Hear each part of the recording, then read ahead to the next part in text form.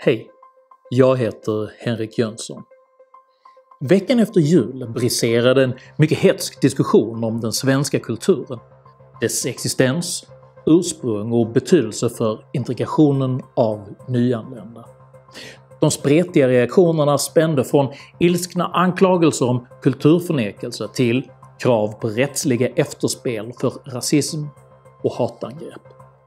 För att förstå denna konflikt vill jag idag förklara vad kultur egentligen är, hur begrepp påverkar vår världsbild och vad man konkret kan göra för att kommunicera utan att skapa onödiga motsättningar. Om du gillar mina filmer och vill hjälpa mig fortsätta göra dem, hjälper det mycket om du stöttar mig via Swish eller något av de andra betalsätten här uppe. Nu öppnar vi frågan om kultur och konflikt. Häng med!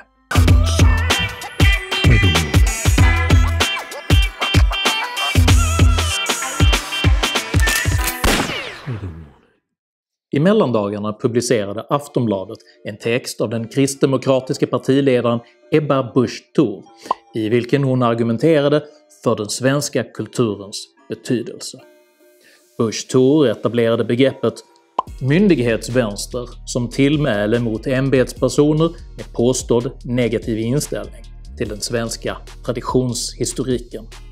Överintendent Ingrid Lomfors vid myndigheten Forum för levande historia angav som ett exempel på denna kulturnegativa myndighetslinje när hon under migrationsteambuilding-övningen Sverige tillsammans i oktober 2015 bland annat förevisade ett bildspel där en av punkterna löd “Det finns ingen inhemsk svensk kultur”. Lomfors anklagade i replik Busch Thor för populism och menade att detta citat hade tagits ur sitt sammanhang. Det egentliga budskapet var att det inte finns någon svensk kultur som går tillbaka till urminnes tider. Föreställningen om att det skulle finnas en enhetlig inhemsk kultur som går tillbaka till urminnes tider, den bygger inte på fakta. Sen blev alla osams. De konservativa blev arga. Socialisterna blev ännu argare. Men journalisten Henrik Arnstad, han blev argast av dem alla och förordade rättsliga åtgärder mot Busch Thor. För att förstå denna märkliga konflikt måste man först förstå vad begreppet kultur egentligen är. Begreppet kultur tillskrivs den romerska oratorn Cicero som år 45 f.Kr. myntade jordbruksmetaforen cultura animi som en beskrivning av det mänskliga medvetandets utveckling. Att kultivera innebär i denna mening att utveckla, förvalta och förfina någonting. Kultur kan i dagligt tal sägas vara inlärda beteendenormer i mänskliga samhällen och uttrycker summan av den förståelse en grupp människor hyser om tillvaron. Enligt socialantropologisk forskning kommer dessa beteenden ytligt till uttryck i form av observerbara fenomen som till exempel språk, mat, kläder och konst. Den här typen av fenomen är vanligen vad som åsyftas när kulturbegreppet diskuteras av politiker och i media. Detta är emellertid bara toppen av det kulturella isberget.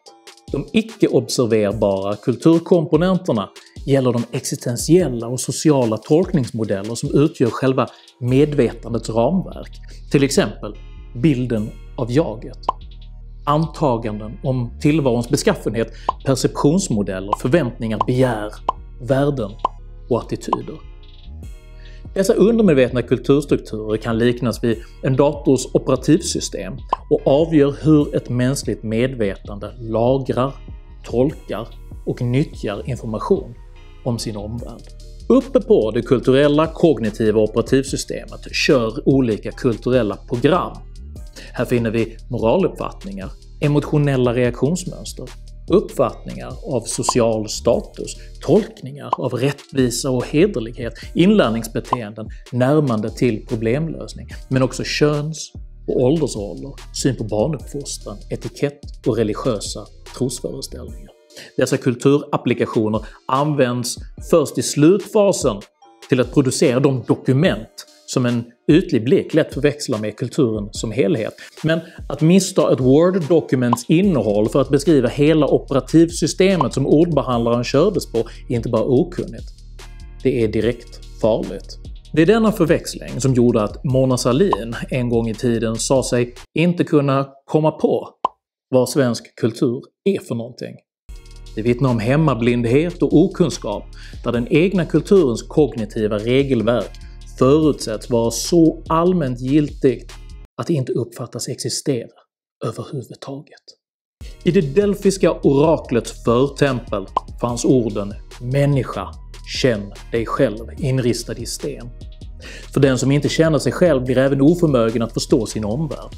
När det oreflekterade medvetandets tolkningar kolliderar med främmande beteendemönster blir de obegripliga, vilket som yttersta konsekvens tenderar att skapa konflikt och våld.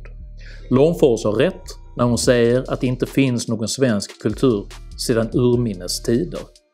Men en sån tolkning gör också hela kulturbegreppet meningslöst eftersom detta gäller samtliga kulturer och samhällsbildningar. Föresatsen har rimligen varit att underminera nationalistiska tendenser genom att betona kulturens eklektiska natur. Oftast kommer detta till uttryck genom att man anstränger sig för att finna roten till något uppfattat svenskt i en främmande kultur.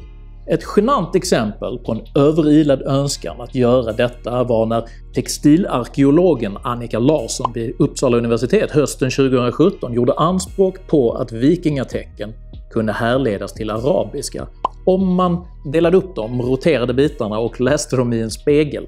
Påståendet kullkastades snabbt av forskare, men inte innan det entusiastiskt hade hunnit kablas ut via public service. Ett mer aktuellt exempel är hur butikskedjan Åhléns nyligen gjorde bort sig i samband med en annonsering för en julbonad syftande till att slå hål på myten om den svenska julen genom att bland annat anföra jultomten som turkisk. Den som kan sin kyrkohistoria vet att jultomtens förlaga, Sankt Nikolaus av Myra, verkade i en del av världen som då var grekisk. Efter kritik backade man och ändrade texten till att hylla all möjlig jul och dess mångfald. Ytterst är Långfors opåkallade avståndstagande från idén om en urkultur polemik riktad mot den aristoteliska filosofiriktning som av John Locke senare populariserades under namnet essentialism. Essentialismen gör gällande att somliga egenskaper är väsentliga och inseparabla från specifika individer.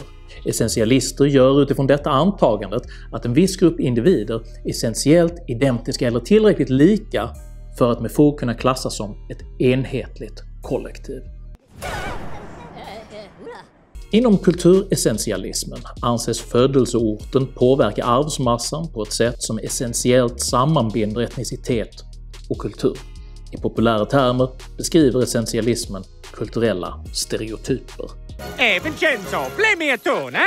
Det essentiella förhållningssättet har idag få försvarare. Ett överväldigande forskningsstöd gör gällande att det mänskliga medvetandet är formbart och individualiserat. Det är därför osannolikt att Långfors behövde försvara sig mot det essentiella kulturperspektivet som relativt få ens känner till och ändå färre bekänner sig till. Varför väljer då en historieforskare en klumpig formulering som “det finns ingen inhemsk svensk kultur” som på ett offentligt evenemang tydligt kan komma att tas bokstavligt och istället bli ett kontraproduktivt kulturpolariserande redskap? Svaret på denna fråga är att den myndighetsvänster som Busch Thor talar om i allra högsta grad existerar. Och att man under identitetspolitiska förtecken själv anammat essentialistiska tankefigurer, vilka nu hotar att bli ett Frankensteins monster bortom all kontroll. Begrepp som kulturell appropriering har som retoriska härskartekniker tillåtits grassera för att skydda specifikt utvalda grupper från kritik. Detta sätt att resonera fråntar individer utanför det kulturspecifika kollektivet rätten att diskutera problem eftersom man förutsätts sakna de essentialistiska egenskaper som krävs för att förstå problembilden. En vithyad person betraktas som inkapabel att diskutera en mörkhyad situation. En heterosexuell person betraktas som inkapabel att diskutera en icke-binär persons problem. Cultural appropriation. Offensive. Istället har man låtit postmoderna relativiseringar göra gällande att världen är subjektiv och obegriplig. Att exempelvis kritisera ett destruktivt kulturellt beteende kan således avfärdas som en subjektiv och kränkande åsikt. I den mån den mänskliga civilisationen definieras av kapaciteten till kommunikation är detta en förkastlig ideologi som isolerar grupper där varje ifrågasättande av en individs subjektiva verklighetsuppfattning ytterst betraktas som en aggressionshandling. Det är uppenbart att olika kulturer existerar. Begrepp som subkultur, popkultur och företagskultur är användbara för att differentiera mindre särskiljande karaktäristika hos grupperingar som existerar inom hägnet för en större gemensam kultur.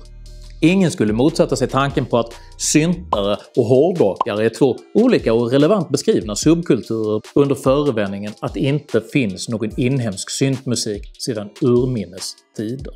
På motsvarande sätt borde ingen motsätta sig att en skandinavisk och svensk subkultur existerar inom den större västerländska kulturen. Att söka förhindra erkännandet av kulturella skillnader i syfte att omöjliggöra kritik av identitetspolitiskt utvalda grupper är kontraproduktivt och farligt. För den som inte förstår sin egen kultur kan inte heller problematisera sin kulturella bias och berövas därigenom vitala verktyg för att kunna utveckla kommunikation och verklig förståelse för andra kulturer. Detta är det förytligade läpparnas samförstånd, där självinsikt och kommunikation tillåtits degenerera till sådan grad att man inte längre alls ser sin medmänniska utan endast den egna spegelbilden. Denna arroganta illusion splittras obarmhärtigt i det obegripliga kaosets spetsiga konflikt när en plötsligt främmande verklighet kolliderar med lättjefullt hållna fördomars skenbara samförstånd. Människa, känn dig själv. Ur detta delfiska axiom kan man härleda tidlösa råd för att bedriva mer konstruktiv kommunikation. 1. Var artig. Behandla andra som du själv vill bli behandlad. Om du inte uppskattar att bli kallad myndighetsvänster, blåbrunt troll eller någon typ av genant svans, håll igen med invektiven. 2. Var ödmjuk. För alla ansträngningar du gjort för att dra slutsatser om tillvaron har du sannolikt en motpart som har gjort motsvarande ansträngningar och dragit andra slutsatser. De kan ha fel. Du kan också ha fel. Sannolikt har båda parter relevanta bitar av ert samtals gemensamma pussel. 3. Var rakryggad.